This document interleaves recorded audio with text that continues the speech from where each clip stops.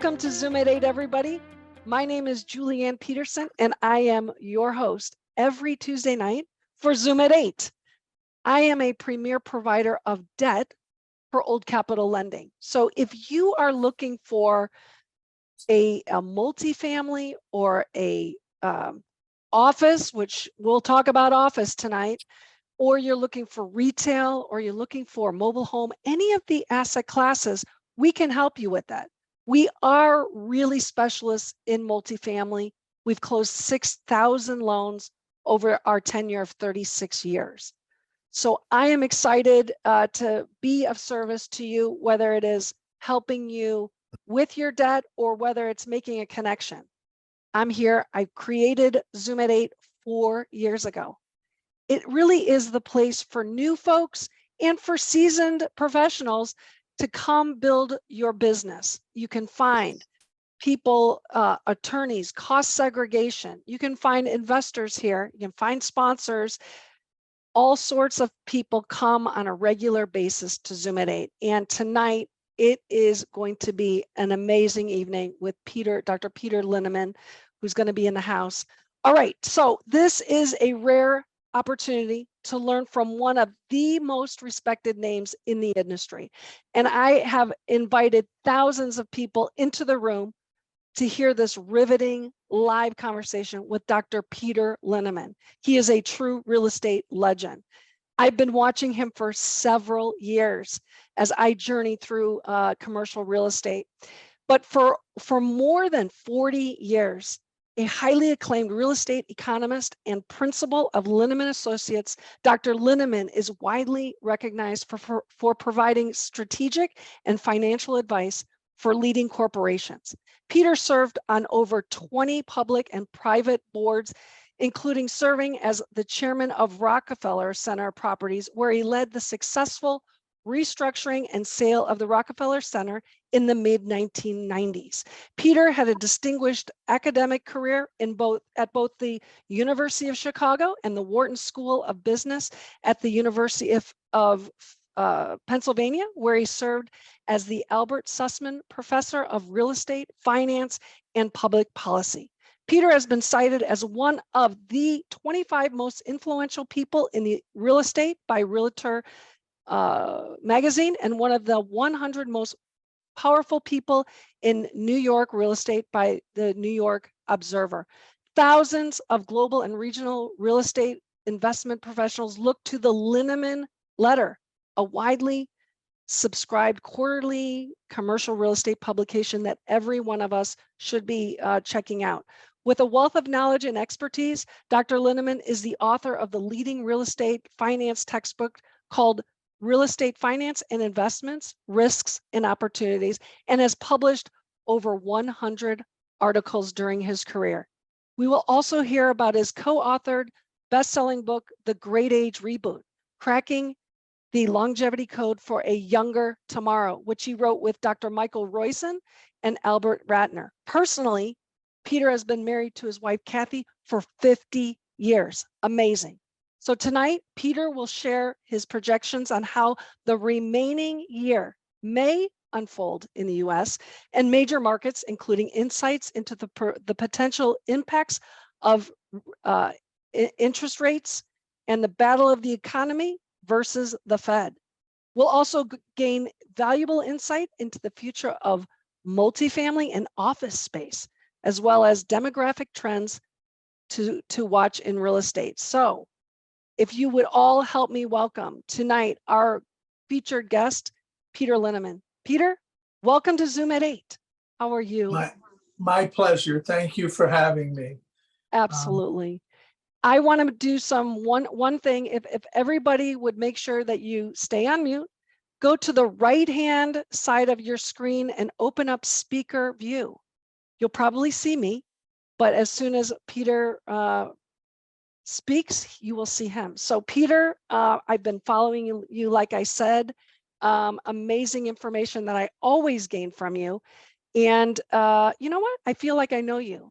Coming from Chicago, University of Chicago, that's my hometown. So, but as you know, I live in the great state of California. Said nobody. We have such troubles here. We've got homeless. We have, restrictive state. It's expensive. We've got this electric issue that on cars coming by 2035. These companies are leaving. We have to have the paper straws. Oh my goodness.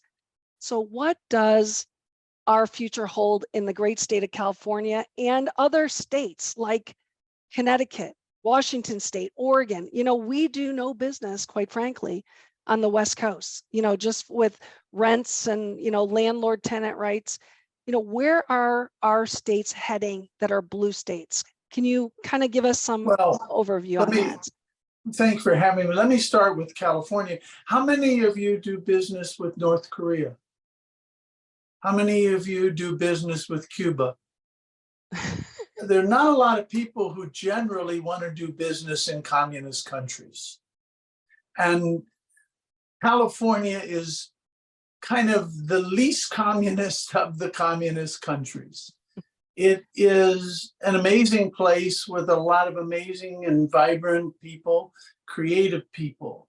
It has stumbled into almost the situation that the petro states have, which is they have a golden goose that keeps generating a lot of gold, and people got very used to taking from that golden goose.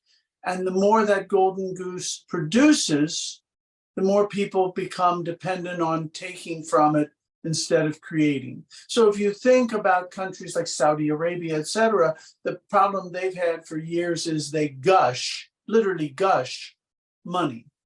And to keep the people happy, they redistribute what they gush. What's the gusher in California over the last 30 years? And it's technology. Now, that's not to say there's not a lot of other amazing things in California, but as it became a gusher economy, I don't mean petroleum, as it became a gusher economy, generating staggering amounts of wealth and income and opportunity out of being the heart of technology, it also became kind of it did become like a petrostate in many ways. And it went from when I was in my teens, it was the place everybody wanted to go for opportunity to become great. If the Beach Boys were writing a song today, it would be, I wish they all could be Dallas girls, not California girls. And I don't mean the girl part of it, I mean the fantasy of all the wonderful things. And so what does it hold? It is an amazing place that has amazing resources. It will, I think, continue to generate, but it becomes increasingly distributionalist rather than creation of. And that's a challenge. Yeah, I would agree with you. And I hope that we can get it back under control. We've lost a lot of control here. But that's not why we're here. What you need in California, unfortunately, he's passed away. You need a Gorbachev who totally changed the system. Yeah, right? that's what we're hearing. Yeah. Well, listen, let's set the stage. We've got so much that we are going to talk about, and what you see in the economy, because not everybody sees things the same way you do. We've got inflation. The US inflation was at what, 4.93 compared to 4.98 last month and 8.26 last year. So, it's the highest. It's higher than long-term average of 3.28. But you say that there's no zero or negative inflation. So I want to hear that. I want to hear about your interest rates, where you think the Fed. Is this our last increase, or are we going to go for another? Are we done? I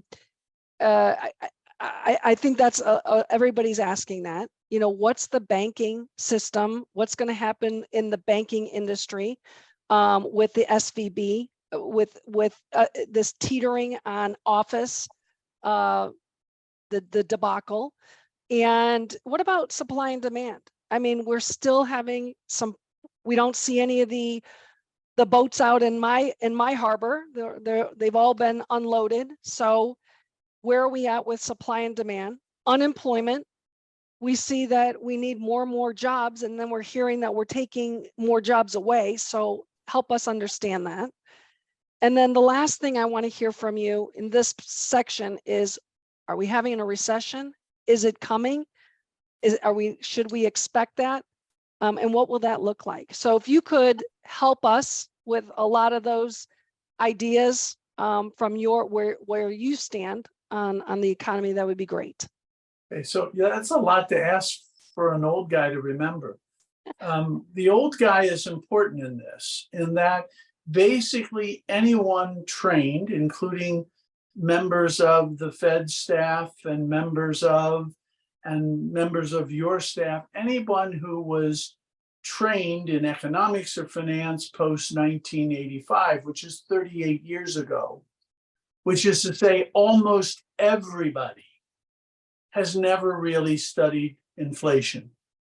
The last time we seriously studied inflation was in the 1970s and very early 1980s. And in the economics profession, it then became passé because inflation became 1.5% to 3%, a little bit of volatility, 100 basis points here or there, not very exciting. How do you get to be famous writing articles about that? And the answer is you don't, so nobody investigated it since the 1970s and very early 1980s. Put that in context, at 70, I did my degree in 1973 to 1977, the University of Chicago, Milton Friedman, Bob Lucas, et cetera. Bob recently passed away. And inflation was one of the hot topics. You learned the details of it, you learned the models of it. Lots of empirical work was done in that time period about what did and didn't exist. But I'm 72. There aren't many people still alive and working trained from that era. I'm not being cute. And there's nobody on the Fed staff who ever really studied it. They didn't, because it hasn't been an issue until the past year. So that's important to remember when you think about this. Why do I see inflation different? Well, I don't focus on year over year. I focus on what's happening now. Year over year is just a construct. You can do minute over minute. You could do day over day. You could do week over week. The data comes out monthly. So why wouldn't you focus on it monthly? And you might annualize it, but what's happening is right now, if I could do day over day meaningfully, I'd do it. But we don't have daily data, but we do have monthly. So I can give you a sense. In December, registered inflation, this is not my data, the data, was on the order of 1.8% annualized.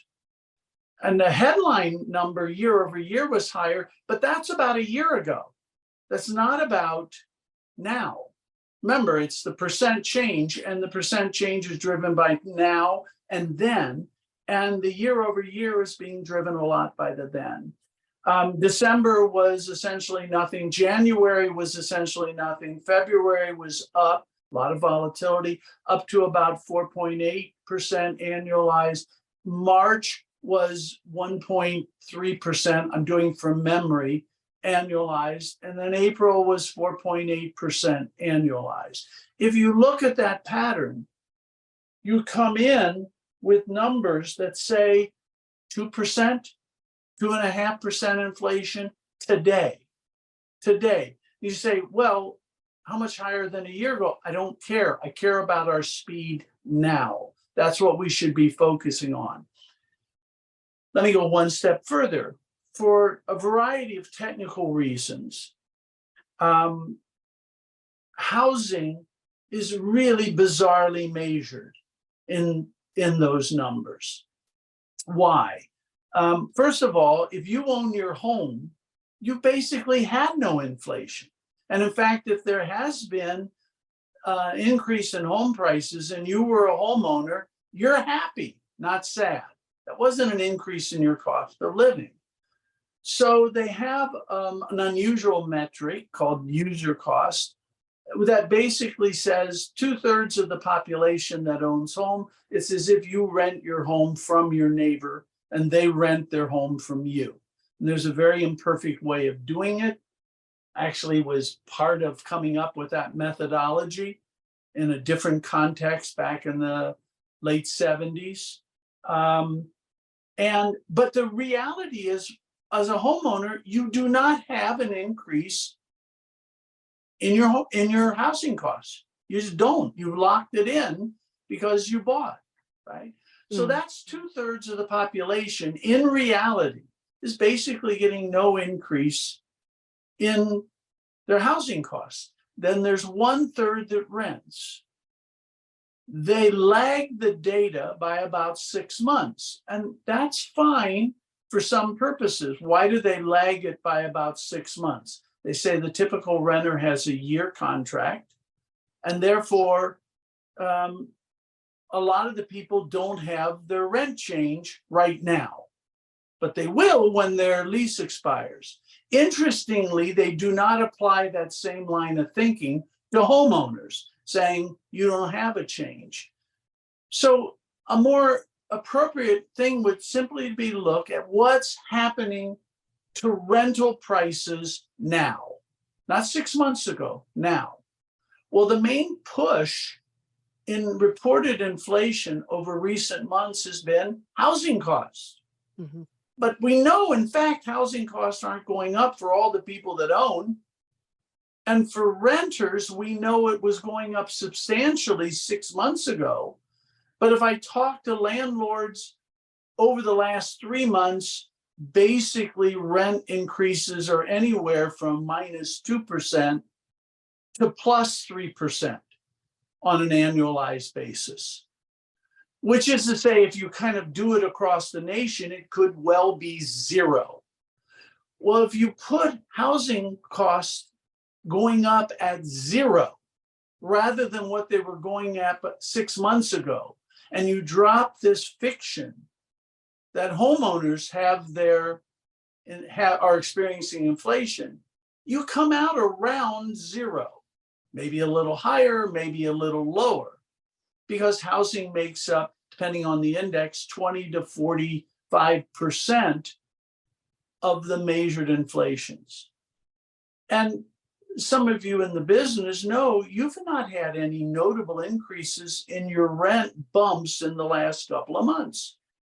Yet it's reflecting in the inflation numbers the bumps you got 6 months ago.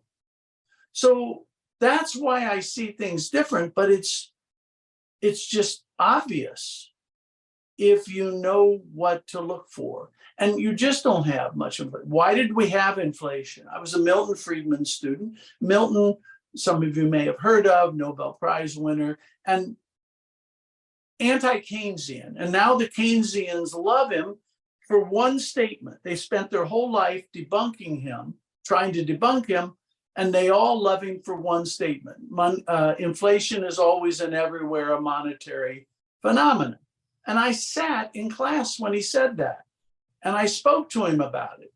And the reason he said it was, listen carefully, it is inconceivable that across the entire economy, we would have excess demand for almost everything.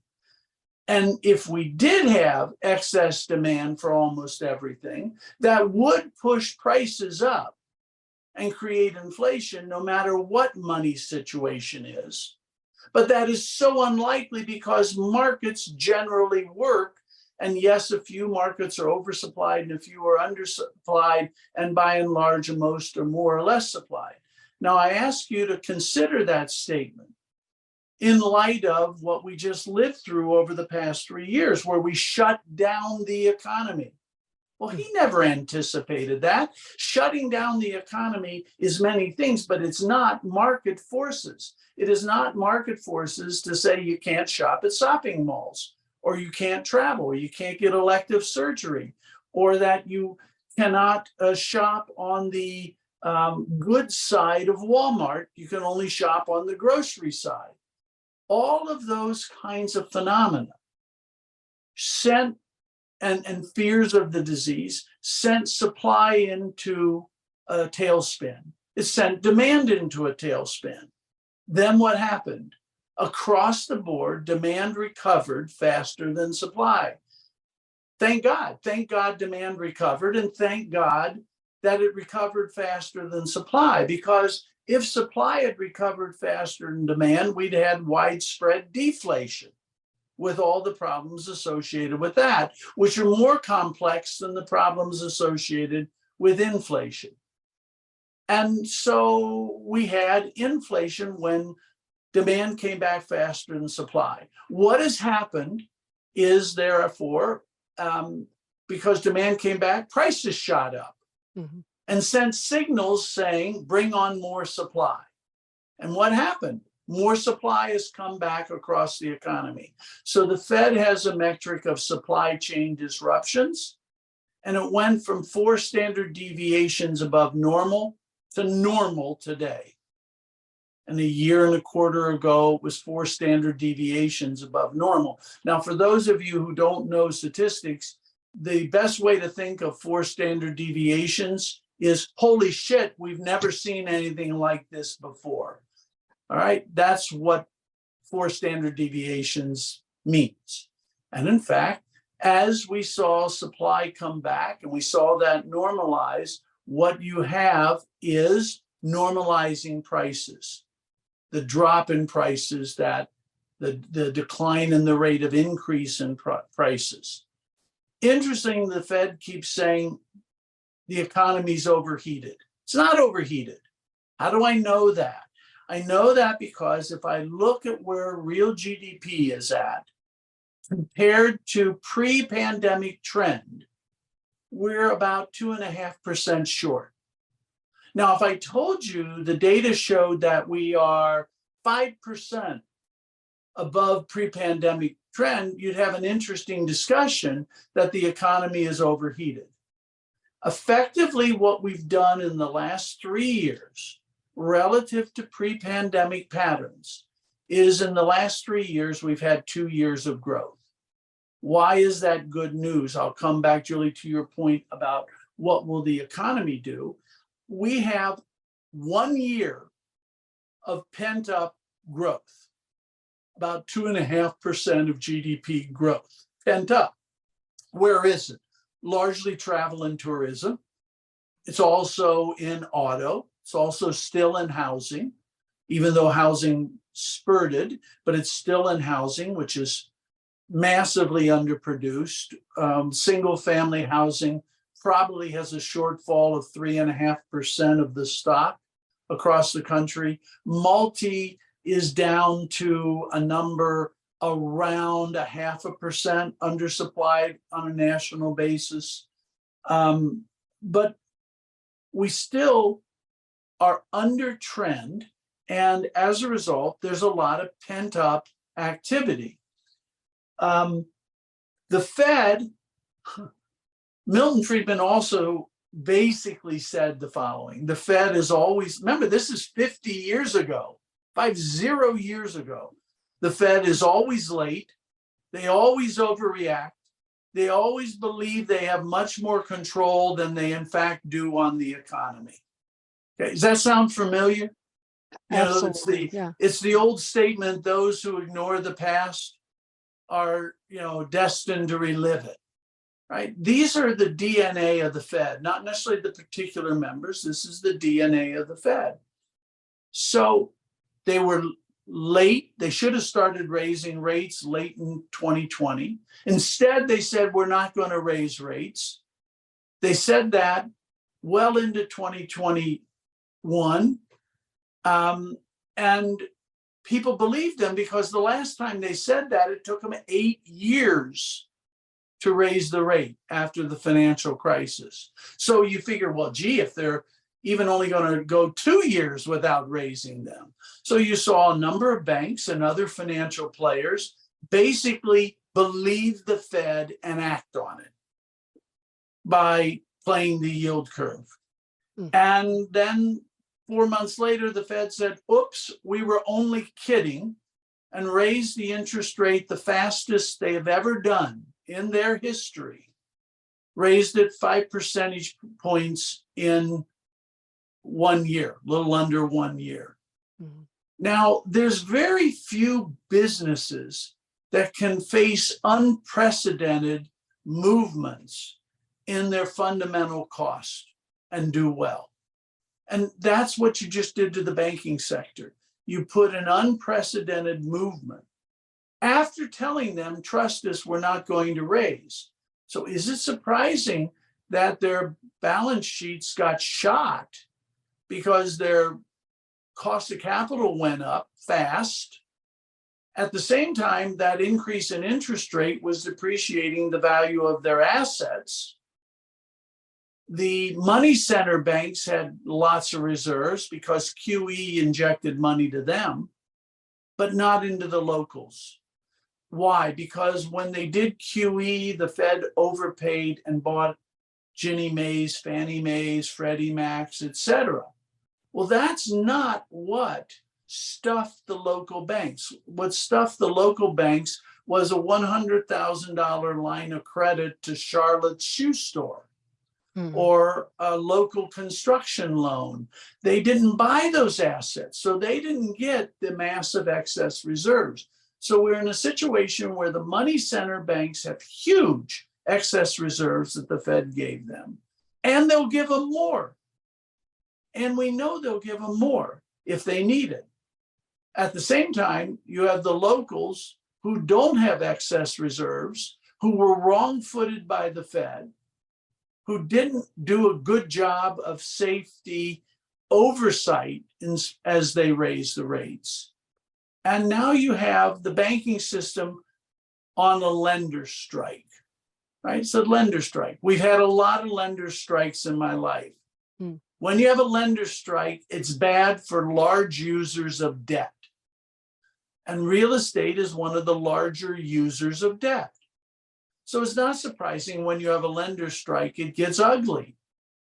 And it is ugly right now for most asset categories, less so for multifamily because of Freddie and Fannie. Now, I'll say one last thing. Will there be an inflation? Someday. But I think try as they might, the Fed's not going to be able to create it. Why? Because about 42% of the American population use the ultra low mortgage interest rates to lock in their mortgage for up to 30 years at a number like 2%, which is 2 to 3% easily below a historic norm.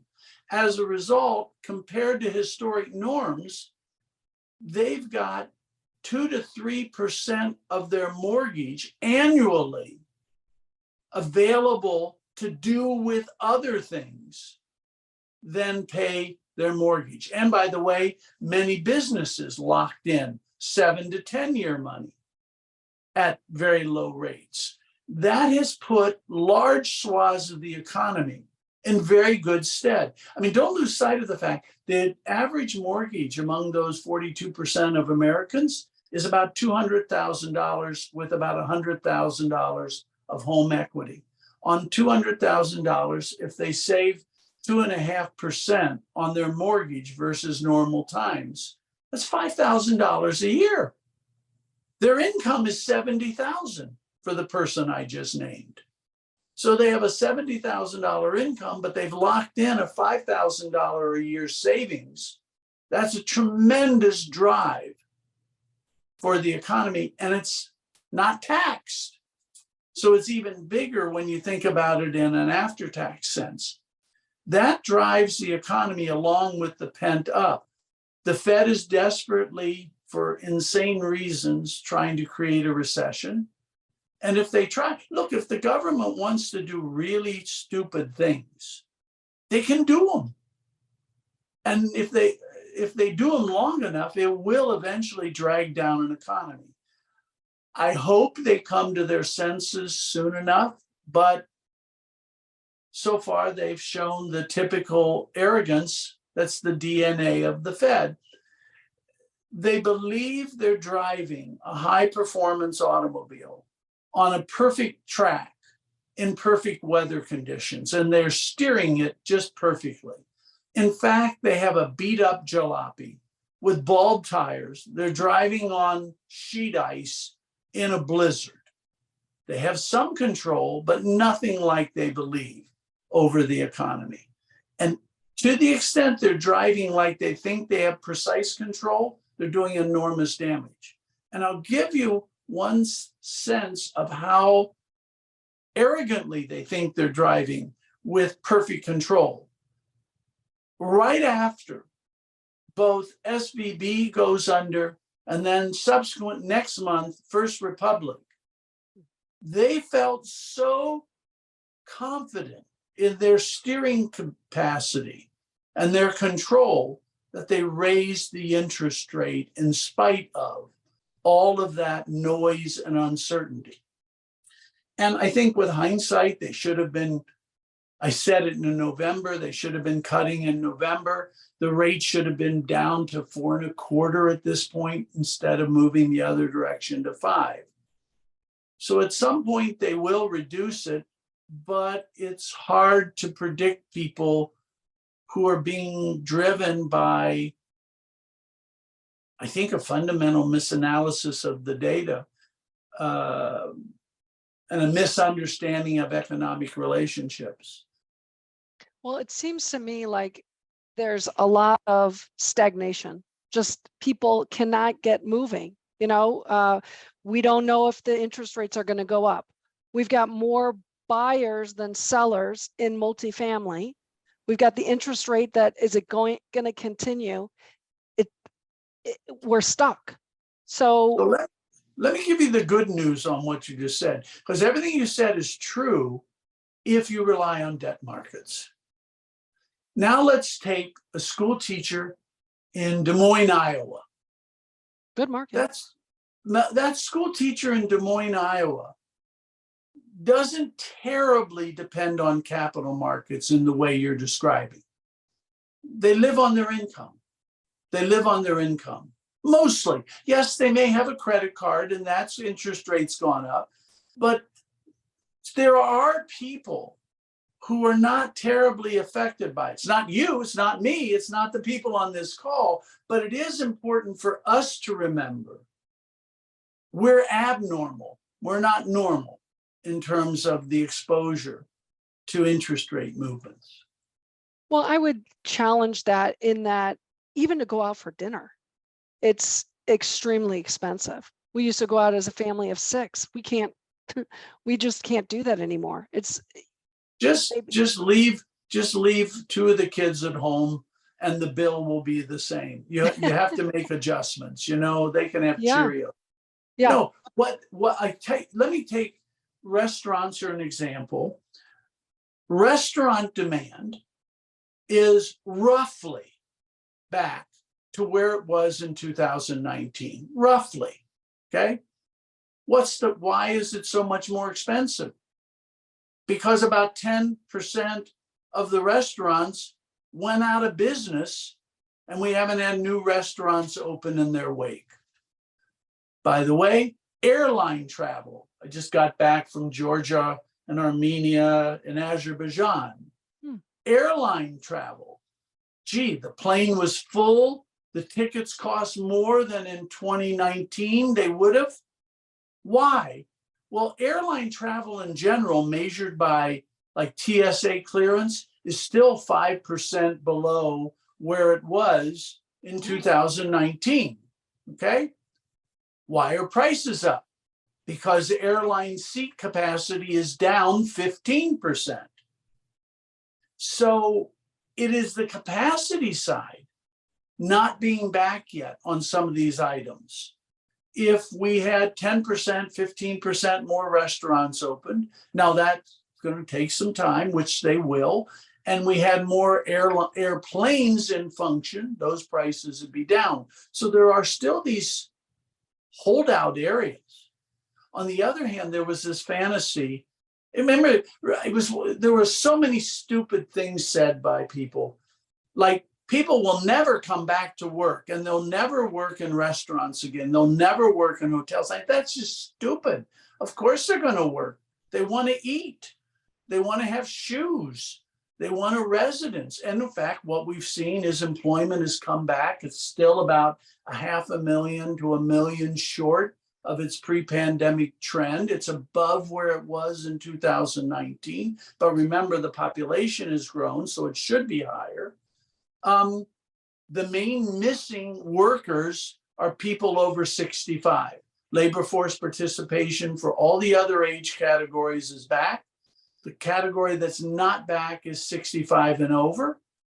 They're the missing workers, basically, at this point. Why? Because some of them died, and some of died prematurely. Some of them were afraid of dying and just said, I'm done.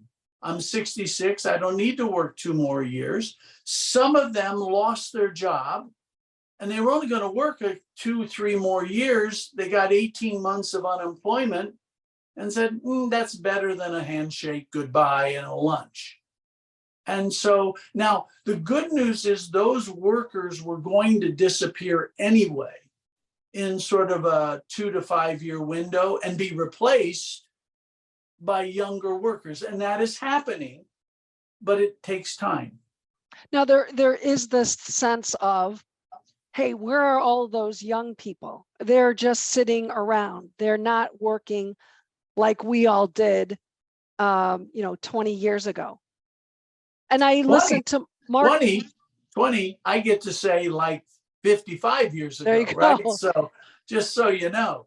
Yeah, but Marcus and Millichap just did something and said, no, actually, that is not true. That the 25 to 54-year-olds are actually working. Would you agree with that? So both views are in an odd way right, if you look at the data. Labor force participation rates of those age categories are back to 2019 levels. So in that sense, they're back and they're working. The younger workers are back and working as much as they were working then. If you go back, however, and you take native-born younger people, 35 and under, the labor force participation has sort of, put aside the pandemic, gone down systemically. And part of that is due to longer stints in college, more people going to graduate school, taking longer in college. I mean, remember when college took 4 years and some of you tried to get done in 3.5? I don't know about you and the people you're putting through college, but somehow they all end up 5 or 5.5. Plus they have to take courses in the summer. By the way, one word of advice, don't let them double major. Don't let them have a minor. It's all bullshit by the universities to sell you more. Just tell them one major. That's it. You don't need a minor. When's the last time somebody asked you, what'd you minor in? Right? So don't let them bullshit you. But that general pattern has reduced the labor force participation of young. There's also, Nick Aberstadt has done some research that there's a lot of males, younger males, and this has not happened just during the pandemic, this was happening, a lot of young males sitting at home and they have a full-time job playing video games. Not a job. It's not a job that pays, but it's a full-time involvement. And they like that as long as mom and dad and grandma and grandpa can pay for them. Well, in the old days, grandma didn't have enough money, but these days they do, they can get by.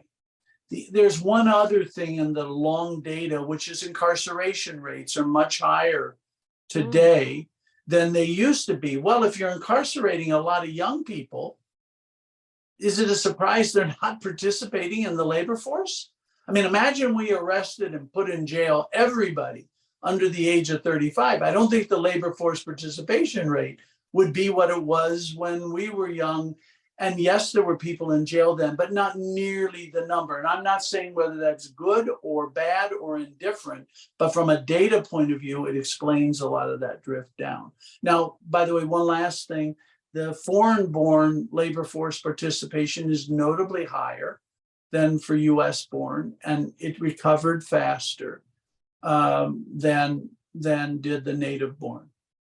That's an interesting piece. Well, let's talk about the population, because that's another thing that is coming up, especially from the debt side of things.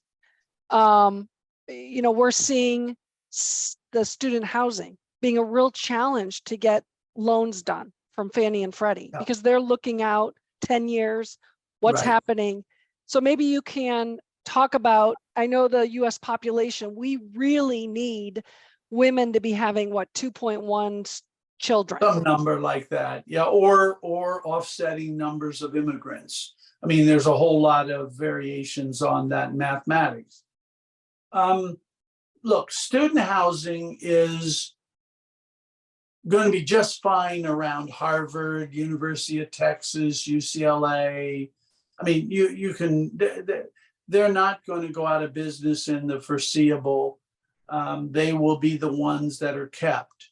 Having said that, the enrollment has been dropping in universities pretty steadily for almost a decade now, even though the population has been increasing of people that age. And you can argue about why. Part of it is probably people don't believe they're getting their money's worth. Mm-hmm. And as somebody who spent a lot of time in university, certainly I can say this, the kids who went to University of Pennsylvania aren't getting their money's worth once I retired from teaching there, right? That kind of goes without being said. I'm surprised the university even survived without me. Oh, it was terrible. It's one of the great disappointments of my life, is that it somehow lumbered forward without me. No, but I think the increasing cost, and it's become an increasing luxury rather than an educational phenomena in a lot of ways. And it is a challenge sector. You're not challenged, though, if you have Harvard's $42 billion. You can face a lot of challenges with that kind of endowment, but then you go to the other of universities with effectively no endowment, state universities. When I went to school, if anybody's as old as me, and it was a state university, the state provided about 92% of the budget. Now the state provides on the order of 20% of the budget. Mm. And they're essentially private universities with a big donor, and the big donor happens to be the state. Very different than in the old days. They want out-of-state students because they pay full tuition. They don't want them for educational purposes. There's plenty of smart kids in state. They want them to be full paying. Same with international students. They want them for that. So you come back to what you were saying. Yeah, it is hard to get loans. I wouldn't lend on student housing around a lot of campuses because I just don't know if they make it. Mm-hmm. As I say, but by the same token, University of Texas in Austin, they're going to make it, right? Florida University, they're going to make it. Alabama's going to, so you just have to be really micro with that. Yeah, makes sense. All right. So rent growth, let's talk about that. We talked a little bit about it. We've seen, huge rushes up, and now they're coming down. And I think a lot of people are recognizing that we cannot keep 10% increases year over year, month after month. It's just nonsense. So with the new absorption of all of this new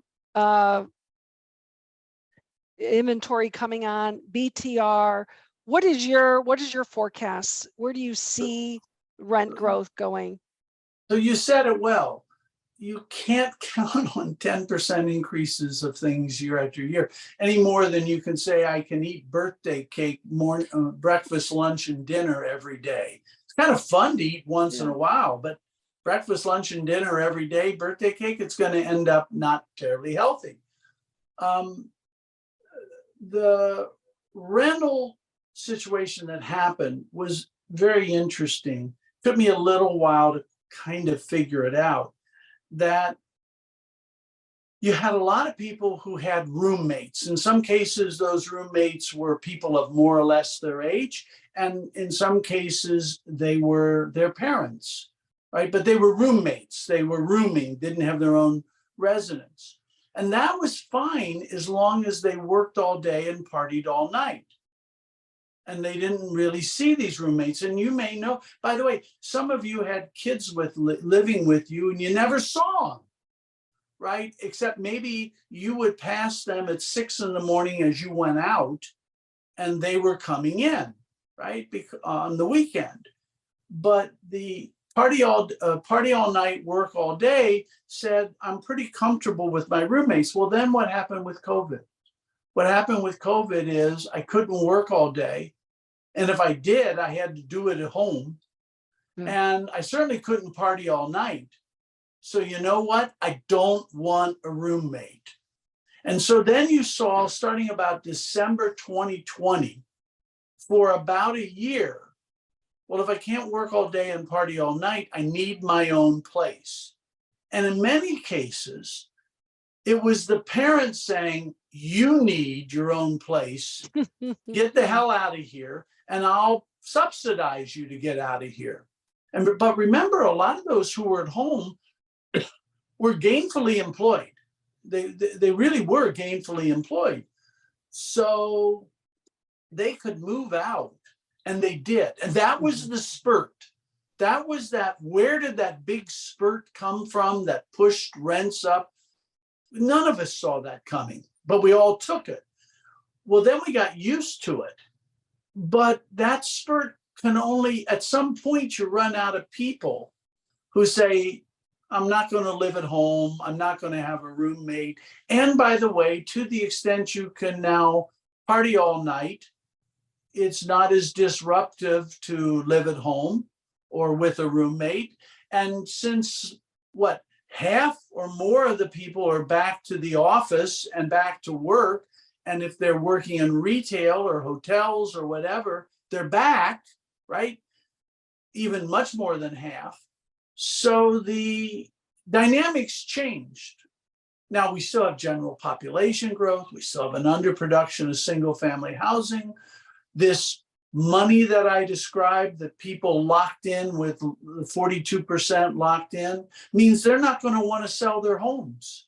Because if they sell their home, they give up that subsidy. That's good news for the apartment sector, because that means while there'll be people demographically who will want to own, you're going to have fewer than normal units for sale. And that means they're going to rent longer. And so I think that's kind of a countervailing phenomena of what's going on. So in the near term, I think rents probably got a little over pushed on the spurt, especially on the back end of the spurt.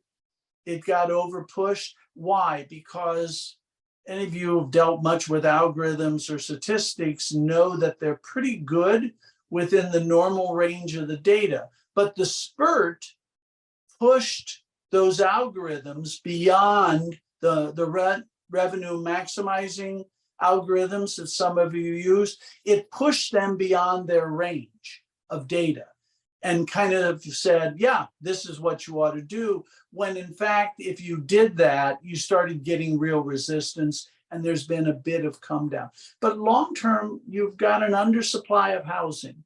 Long-term, you've got decent demographics, and long-term, you've got people are going to stay in their homes and be unwilling to provide the liquidity to move out. So I think it looks good. Interest rates come down. You still have Freddie, Fannie. It'll look good. I mean, great way to to get loans on Fannie and Freddie. Fantastic. So it sounds to me like you're bullish on multifamily. I mean, there's all of the metrics are there, the fundamentals are there. What would be the negative reasons not to be going into multifamily? Is this, the tertiary markets? What do you think about those? Well, people have to live somewhere.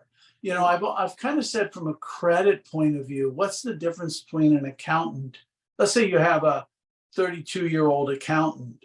What's the difference whether they're in Los Angeles from a credit point of view, right? In Los Angeles versus Des Moines versus Nashville versus, they're pretty much the same credit. People need accountants in all those markets, school teachers, et cetera. They need them in all those markets. And so to the extent you can pick up, because of a lack of liquidity, a bit of a premium in those markets, you do quite well. People say, yeah, well, Dallas grows faster. That's true, but Dallas also brings on more supply. Great place to be a developer, right? Because you live off the fees of development. Not as great because supply certainly keeps up in Dallas and often outruns it.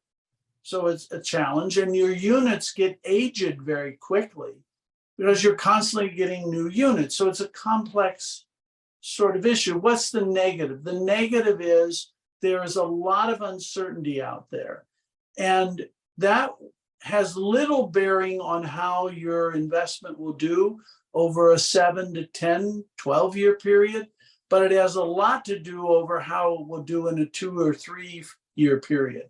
So it's the negative is, if you're going to try to time this, it's a dangerous time to try to time something, because if you're wrong by a year or so, it could be ugly. And I said to somebody the other day who asked me, why did I become an economist? And I said, as a child, I aspired to be a tarot card reader, but I found it too technically demanding. So I became an economist. And, it is hard to have a crystal ball good enough to know a 2-year timing. All the research I've done is that if you're buying good apartments and you don't over leverage, you're going to do fine over a 7 to 10-year window. They're going to be in that 10 years, a couple of years, you're going to bite your fingernails. It's going to be ugly. And there's going to be a few years where you're going to think you're an absolute genius, even though you did nothing differently than the year before. But that's because people need residences. NIMBYism is creating a fundamental shortfall of housing in a lot of places. And I think the biggest negative is if you need to be a 2 to 3 year holder in time, it's a dangerous time. Great point. This whole fix and flip idea has got to be over, right? I mean, we need to be holding longer. And from a risk point of view, you certainly do. If you get it right and flip right, you make terrific. Yeah. But it's like trying to guess. I guess baseball players guess, are they going to throw the fastball or a curve or a breaking ball, or are you just going to be good enough that you hit everything, and you can look awful dumb when you try to guess and you guess wrong. Yeah. Good point. All right, let's real quickly, because I know we're running out of time here. Office and retail. I own a shopping center. I was nervous when we got into COVID with this. I was scratching my head saying, why did I do this? But things have changed. Is it the darling of commercial assets? What is your thought? Yeah, yes and no. I mean, remember, 6 out of $7 sold in retail are still through brick. That's not counting auto. 6 out of $7 are still sold through brick. It is still the dominant form of retailing. It is a hard business, as you know, because you're doing a very hard thing. You're trying to satisfy the ever-changing tastes of the consumer. Mm-hmm. That's difficult. It's why so many people made a fortune out of it, because it's hard. And if you can do something that's very hard, well, and consistently over time, you get rich, especially if you use leverage. And that's what happened to a number of people.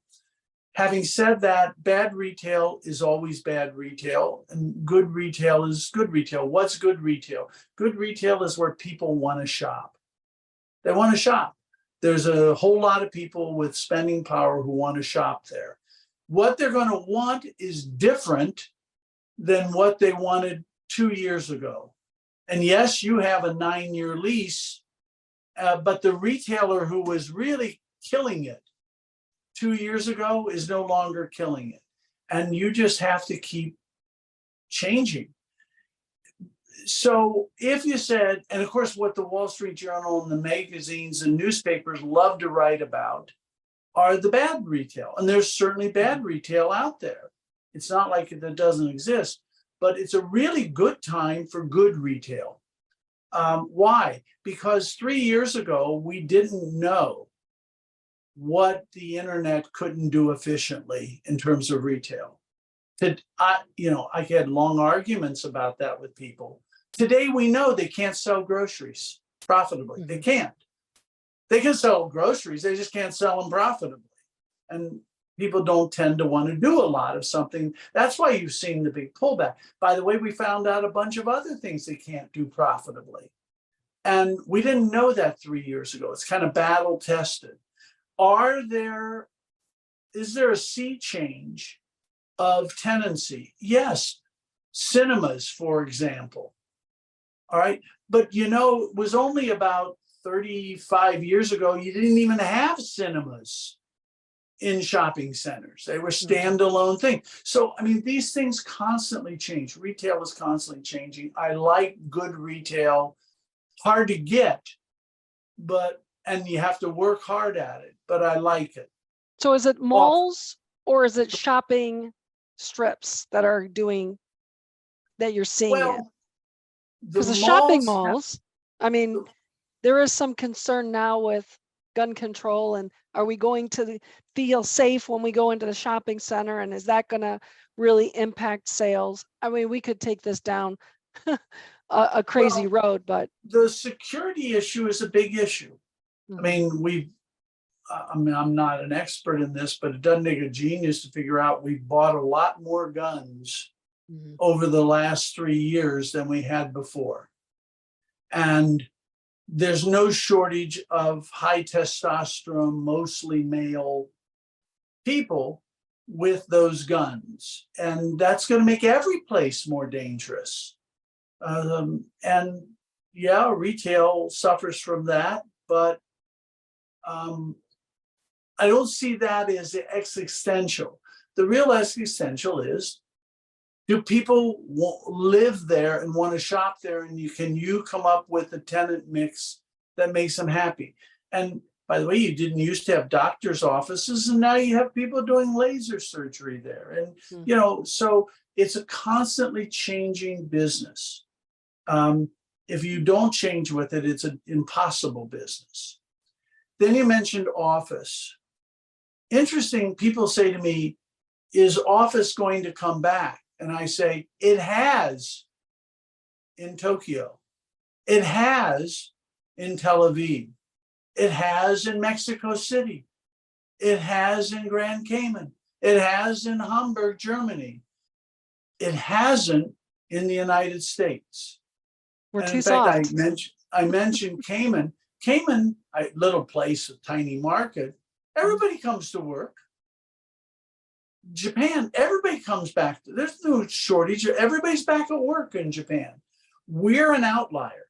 We are the outlier. And as you know, Texas is less an outlier. Florida is less an outlier. California is more an outlier. And we could have a long discussion as to why. We know it's not about the difficulty of the commute. Because if it was about the difficulty of the commute, nobody in Mexico City would be back and nobody in Tokyo would be back. Those are two of the most horrid commutes out there. Now people say, well, their homes aren't as nice, and that's true. So that on the other hand, some of the homes aren't very nice in the US. And everybody I talk to in private says productivity is higher when basically people are in the office than not. Now, are there people who can work? Look, I mean, if I have to write Linneman letter, I'm writing it at home because I need the isolation for that. But that's not the typical worker. That's not the typical assignment, right? It's much more interactive. And any of you who experienced your kids or grandkids doing online education, why do you think online work is any more or less productive than that situation? I'll give you my favorite example of productivity differential.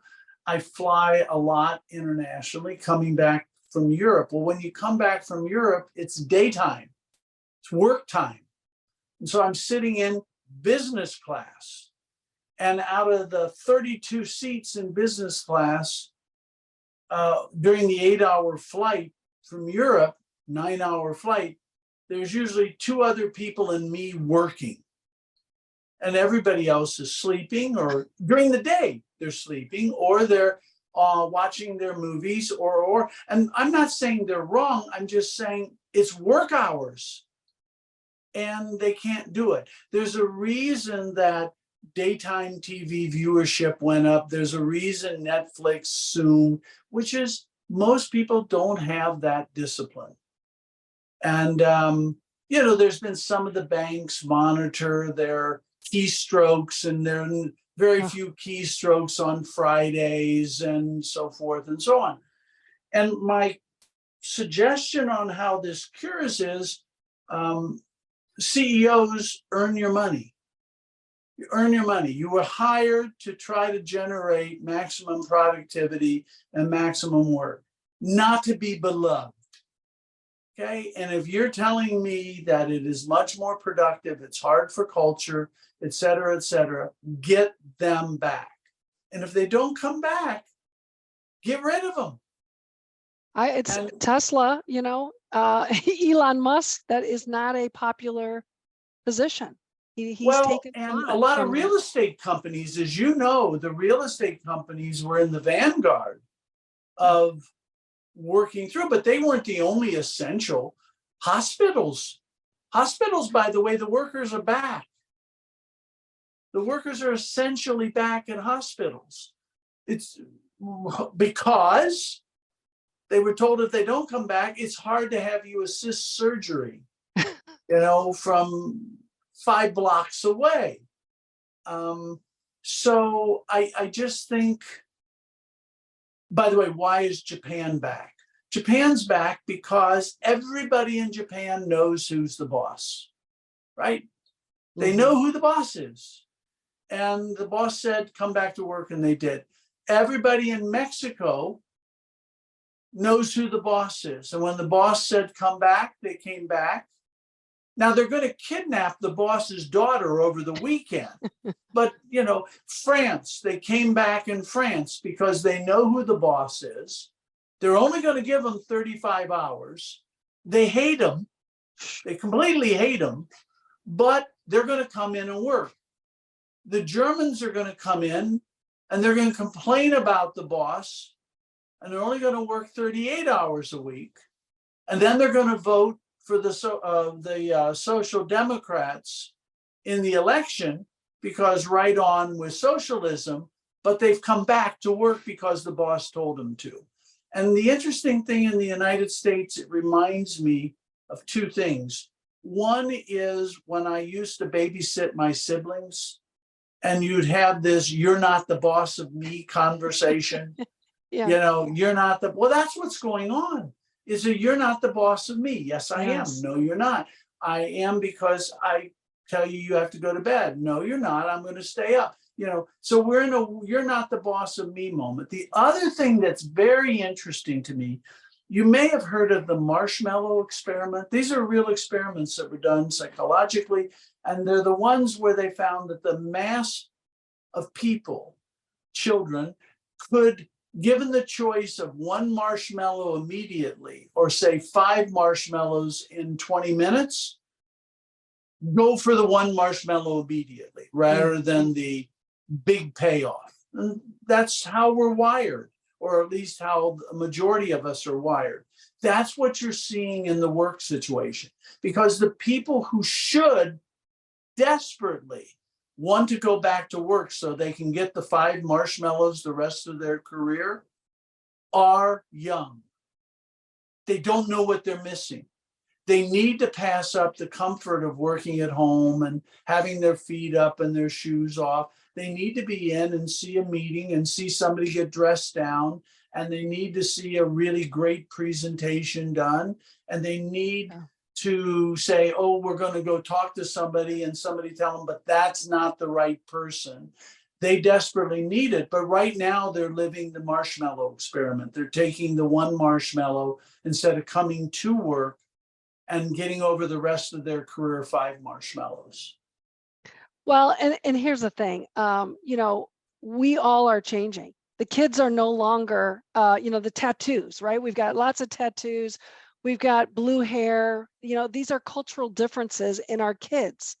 I don't like the tattoos. I don't like the blue hair. I don't like the piercings, but it's acceptable, right? And so do people, is it acceptable to these new employers, or these employers now are like, well, this is how it is? So the cost structure is not going to support it. So I'm chairman of a couple of audit committees. I'm on some audit committees, and I keep asking the accountants, is our work getting done? And they say, oh yeah, the work's getting done. But these are the big accounting firms. And between you and me, more of the work's being pushed off on senior people that would normally be done by junior people, because the junior people are lagging behind because they're remote. They were remote during their training. So we're getting the work done, but we're using more senior people. Well, that's not a sustainable business model. It's, by the way, can you do that for a year? Of course. Is that sustainable that the senior do all the work and yet they're going to pay the young? So either they're going to make the young come in, or the senior are going to say, I get more. Or what's going to happen is that the work doesn't get done, or they're going to try to pass on a whole bunch of senior charges for what should be junior work, and the customer is going to say, no, thank you. Now, I think the simplest of those solutions is get your ass in and learn. Yeah, I like that. I'm old school, not popular, but popular. What is right is not necessarily popular. I was never popular. You know, I was never popular. Well, listen, I want to touch on your book, your Great Age Reboot. I have adored this book. I fell in love with Mike Royson. I got my app. I got the book. I just love it. And you know, when I first heard it was coming out, I was like, well, why are you doing it? Peter Linneman doing it with a doctor. I didn't get it, but it makes so much sense. So for our listeners, this book, it talks about an aging population. We're going to be staying here longer, right? Which is, and how do you stay longer? But we're going to need some more money to be able to stay longer. We're going to be working longer. So kind of just a brief overview for our listeners. So the real quick overview is, I mean, it was one of the great experiences in my life. I learned more about genetics than I ever thought I would learn in my life. Mike Royson is amazing, and it was a pleasure to work with Albert Ratner, who's a dear friend for many years. And the three of us really collaborated on this. Took a long time because COVID was just due to come out just as COVID hit. And of course, that changed everything. So we had to keep working at it. But the theme of the book is very simple. If I were to say the basic themes are, the breakthroughs that are going to come in genetics are pretty stunning. We don't know exactly which will come and exactly when they'll come, but if you read the book, there's a litany of, for examples of the genetic research that will do amazing things to our health, our longevity. It will mean that you could be 100 chronologically, but be 60, 65 in terms of productivity and your capacity. And so the first part is to get people to understand that's coming. As long as you're not an opioid person, as long as you're not a suicide person, that's coming.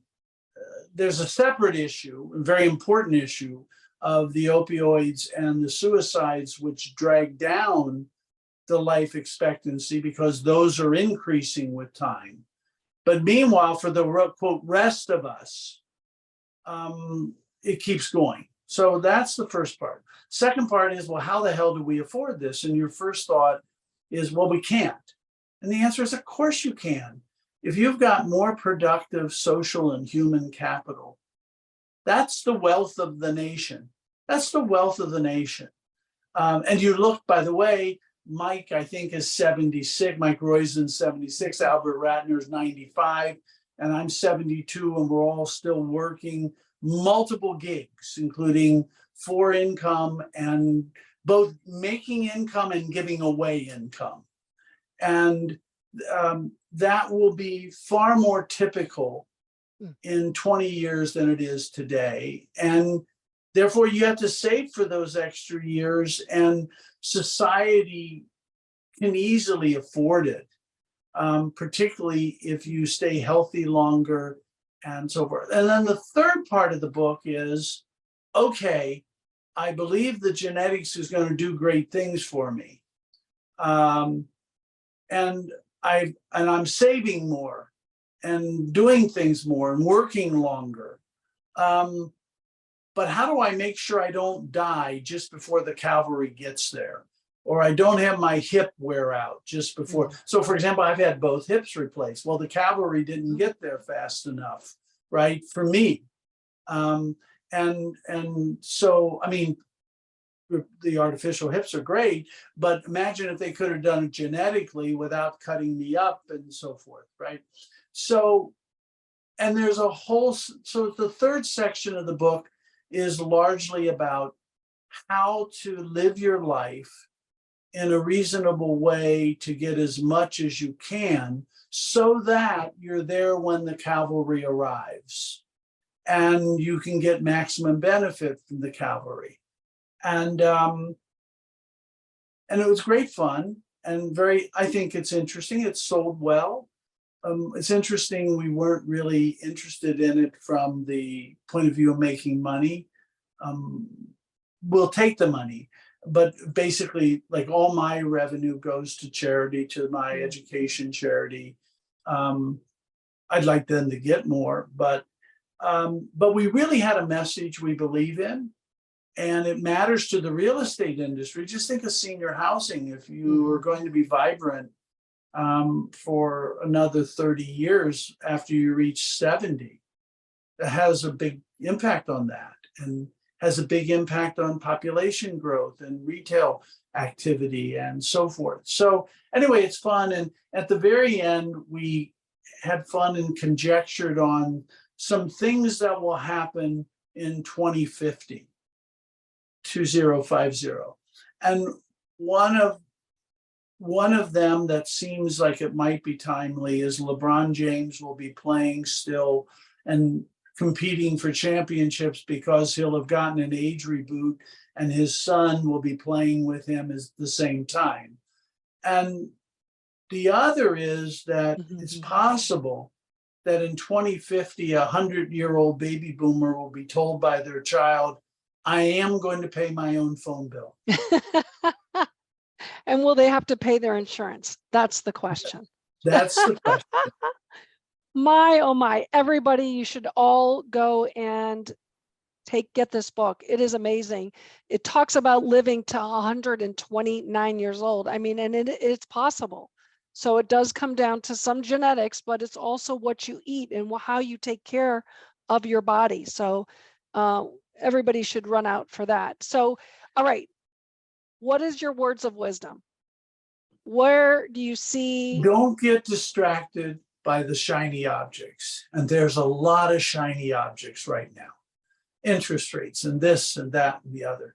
And yes, you have to maneuver through all this, but in the long term, real estate is a long-term asset. And don't lose sight of that.